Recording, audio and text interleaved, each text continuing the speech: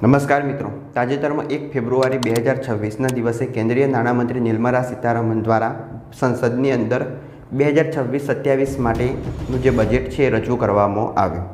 આજના વિડીયોમાં આપણે તેના વિશે વિગતે માહિતી મેળવશું. આની સાથે જ ચર્ચા કરીશું કે આ જે બજેટ રજૂ કરાયું જેમાં 53.5 લાખ કરોડ રૂપિયાનો ખર્ચ દર્શાવેલો છે, તો કયા ક્ષેત્ર પાછળ આ રૂપિયા ખર્ચવામાં આવશે, રક્ષા બજેટ પાછળ કેટલા ફાળવવામાં આવ્યા, શિક્ષણ ક્ષેત્રે સાથે જ આરોગ્ય પાછળ કેટલા રૂપિયાની ફાળવણી કરવામાં આવી, એના વિશે પણ ચર્ચા કરીશું.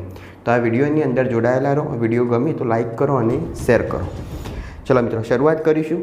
સૌથી પહેલાં આપણે માહિતી મેળવીએ કે આજે 1 ફેબ્રુઆરી 2026ના દિવસે નિર્મલા સીતારમણ દ્વારા આ જે બજેટ ફાળવવામાં આવ્યું એ એમનું સળંગ 9મું બજેટ છે. અને આ જે બજેટ છે એની થીમ વિશે આપણે માહિતી મેળવશું. તો વિકસિત ભારત 2047, એટલે ભારતને 2047 સુધી સંપૂર્ણપણે એક વિકસિત દેશ બનાવવાનો રોડમેપ તૈયાર કરવામાં આવેલો છે. સૌથી પહેલાં ચર્ચા કરીએ આજે બજેટ ફાળવવામાં આવ્યું એની પાછળનું કારણ શું. તો આર્થિક વૃદ્ધિ, રોજગારનું સર્જન થશે, ઇન્ફ્રાસ્ટ્રક્ચર વિકાસ, મજબૂત સુરક્ષા વ્યવસ્થા, આ 4 થી 5 જેટલા મહત્ત્વના ટોપિક ધ્યાનમાં રાખી અને આ બજેટ ફાળવવામાં આવતું હોય છે. સૌથી પહેલાં આપણે ચર્ચા કરી તો ભારત દેશ માટે સૌથી જરૂરી કોઈ વસ્તુ હોય તો એ છે ભારત દેશની રક્ષા. રક્ષા ક્ષેત્રે મિત્રો સૌથી વધારે પ્રમાણમાં બજેટ ફાળવવામાં આવે છે. આ વખતે વાત કરીએ 2026-27માં તો રક્ષા બજેટ એ ભારતના કુલ બજેટના સૌથી મોટો ભાગ છે અને જે છે 7.85 લાખ કરોડ રૂપિયા. મિત્રો 2025ની આપણે વાત કરીશું તો તેની અંદર 6.8 લાખ કરોડ રૂપિયા રક્ષા બજેટ તરીકે ફાળવવામાં આવેલા હતા. આ સમયે એ વધારી અને 2026માં તેને 7.85 લાખ કરોડ રૂપિયા કરવામાં આવ્યા, એટલે એમાં 15% વધારો કરવામાં આવ્યો. આપણે જાણીએ છીએ કે ભારતની સુરક્ષા, સીમાઓની સુરક્ષા એ ખૂબ જ જરૂરી વિષય છે. હવે આ જે ફાળવણી કરવામાં આવી એ કયા ભાગમાં કેટલો ખર્ચ કરવામાં આવશે એના વિશે જો ડિટેલમાં આપણે માહિતી મેળવીએ તો રક્ષા બજેટ જેમાં ભારતની સરહદોની સુરક્ષાનો સમાવેશ થશે, આધુનિક હથિયારો, આત્મનિર્ભર ડિફેન્સ ઉદ્યોગ, સૈનિકોની સુવિધા, આ 4 જેટલા મહત્ત્વના ટોપિક છે એની અંદર આ રૂપિયાનો ખર્ચ કરવામાં આવશે. સૌથી પહેલાં આપણે ચર્ચા કરીએ તો અંદાજે 2.19 લાખ કરોડ રૂપિયાનો ખર્ચ નવા ફાઇટર જેટ ખરીદવા, ડ્રોન અને મિસાઇલ ઉદ્યોગ વિકસાવવા, નેવી માટે યુદ્ધ જહાજો અને સબમરીન ખરીદવા, સાથે જ આધુનિક ટેન્ક અને હથિયાર ખરીદવા માટે ઉપયોગ કરવામાં આવશે. અને મહત્ત્વની વાત તો એ છે મિત્રો કે આ જે બજેટ ફાળવવામાં આવ્યું એનાથી આ જે હથિયાર બનાવવામાં આવશે મેક ઇન ઇન્ડિયા હશે, એટલે બહારથી એની આયાત ઘટાડવામાં આવશે અને ભારતની અંદર જ આનું નિર્માણ કરવામાં આવશે. બીજી વાત કરીશું તો અંદાજે 3.65 લાખ કરોડ રૂપિયા સૈનિકોના પગાર, ટ્રેનિંગ અને જાળવણી અને દૈનિક ખર્ચ પાછળ ખર્ચ કરવામાં આવશે. ત્રીજો મહત્ત્વનો પોઈન્ટ છે પેન્શન, જેમાં 1.71 લાખ કરોડ રૂપિયાનો ખર્ચ થશે. પૂર્વ સૈનિકો એમના પરિવારને આપવામાં આવશે. ભારત સરકાર દ્વારા સૈનિકો પ્રત્યે આ એક સન્માન દર્શાવે છે. અને પોઈન્ટ નંબર 4ની વાત કરીએ તો DRDO અને રિસર્ચ, જેની અંદર 29,000 કરોડથી વધુ રકમ ફાળવવામાં આવી, જે નવી મિસાઇલ ટેકનોલોજી, AI એટલે કે આર્ટિફિશિયલ ઇન્ટેલિજન્સ આધારિત ડિફેન્સ સિસ્ટમ અને સ્વદેશી હથિયાર વિકાસ, જેની અંદર 29,000 કરોડ રૂપિયા ફાળવવામાં આવ્યા.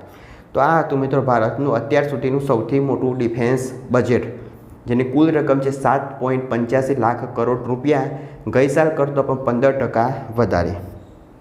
આગળ વાત કરીએ ઇન્ફ્રાસ્ટ્રક્ચર અને વિકાસ વિશે તો 2026-27માં ઇન્ફ્રાસ્ટ્રક્ચરમાં ખાસ ભાર છે હાઈવે અને એક્સપ્રેસ વે, રેલવે અને મેટ્રો પ્રોજેક્ટ, પોર્ટ અને એરપોર્ટ, ડિજિટલ ઇન્ફ્રાસ્ટ્રક્ચર, જેના પરિણામે લાખો નવી નોકરીઓનું સર્જન થશે, વેપાર વધશે, ગામડા અને શહેર બંને વિકસશે, એક જગ્યાએથી ઝડપી બીજી જગ્યાએ જઈ શકાશે, એટલે ઘણા બધા રોડ હાઈવેઓનું નિર્માણ કરવામાં આવશે.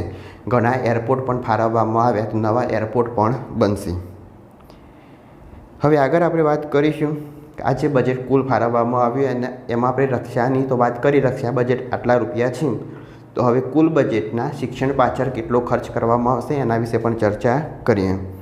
મુખ્ય મુદ્દાઓ આપણે ધ્યાનમાં લઈએ તો સરકારી શાળાઓનું ઇન્ફ્રાસ્ટ્રક્ચર સુધારવું, ડિજિટલ ક્લાસરૂમ, સ્માર્ટ બોર્ડ અને ઓનલાઈન લર્નિંગ, શિક્ષકોની ટ્રેનિંગ, આ 4 મુદ્દાઓ પર વિશિષ્ટ ભાર આપવામાં આવેલો છે, જેથી ગ્રામીણ અને નાના શાળાઓ હોય એનો પણ વિકાસ થઈ શકે. ચર્ચા કરીએ 2026-27માં એજ્યુકેશન પાછળ કુલ કેટલું બજેટ ફાળવવામાં આવ્યું એના વિશે.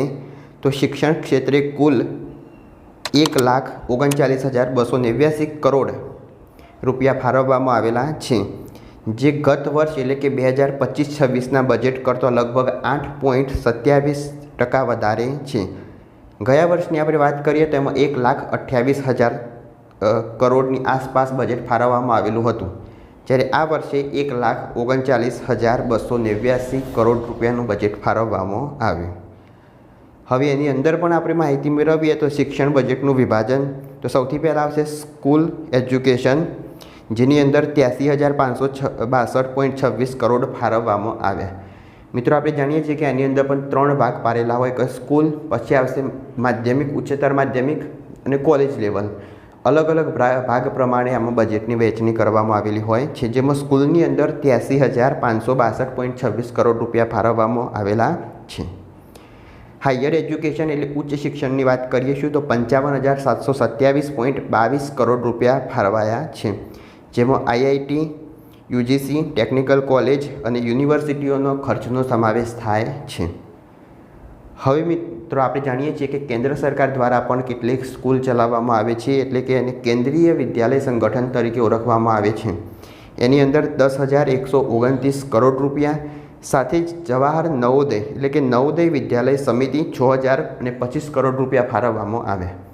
ધોરણ 5 પછી લેવાતી પરીક્ષા, ધોરણ 6ના એડમિશન માટે જવાહર નવોદય વિદ્યાલયની આજે પરીક્ષા લેવાય છે. કેન્દ્ર સરકારની હસ્તગત આવતી કેટલીક શાળાઓ હોય એની અંદર એડમિશન માટે લેવાય છે. તો એ કેન્દ્ર સરકાર ચલાવે છે, એટલા માટે તેઓ આગળ અલગથી રૂપિયાની ફાળવણી કરવામાં આવેલી છે, તે છે 6,025 કરોડ રૂપિયા. આગળ વાત કરીશું મિત્રો તો આ જે છે 2025-26 એની અંદર શિક્ષા બજેટની વાત કરીએ તો એ હતું 1,28,650 કરોડ, જે વધી અને 1,39,000 કરોડ કરવામાં આવ્યું. હવે આરોગ્યની આપણે વાત કરીશું કે હેલ્થ પાછળ કેટલું બજેટ ફાળવવામાં આવ્યું તેના વિશે.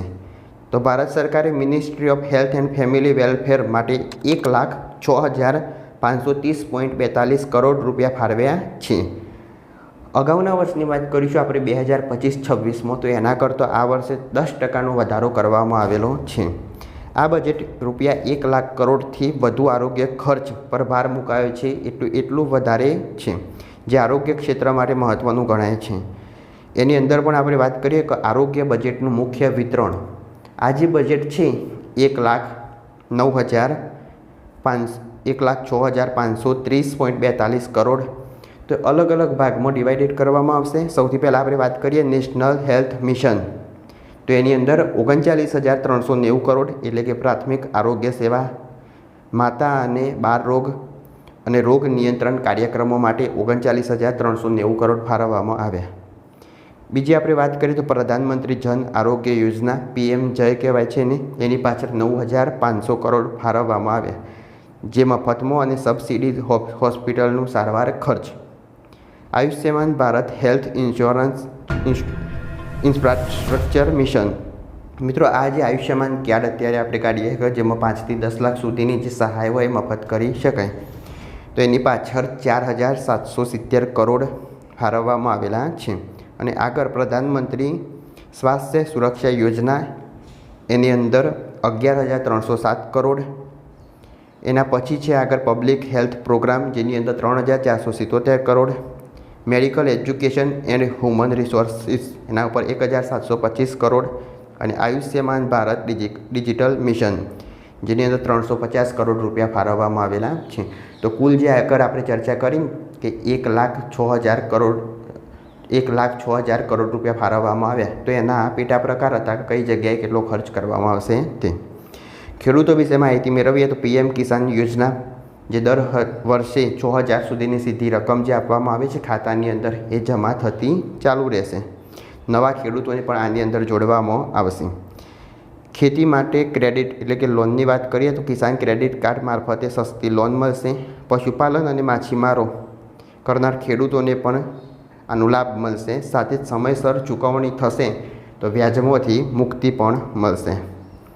યુનિયન બજેટ 2026-27માં ખેડૂત કૃષિ ક્ષેત્ર માટે કુલ કેટલું બજેટ ફાળવાયું એના વિશે પણ વાત કરીશું. તો 1.40 લાખ કરોડ રૂપિયા ફાળવવામાં આવેલા છે. એમાં જો આપણે માછીમારો, ટેકનોલોજી, પશુપાલન વગેરેનો સમાવેશ કરશું તો એ જે બજેટ છે એ કુલ 1.62 લાખ કરોડ સુધીનું છે. હવે આગળ આપણે વાત કરીએ તો આજે કુલ બજેટ હતું 53.5 લાખ કરોડ રૂપિયા. એમાં સૌથી વધુ રક્ષા ક્ષેત્રે બજેટ ફાળવવામાં આવેલું છે.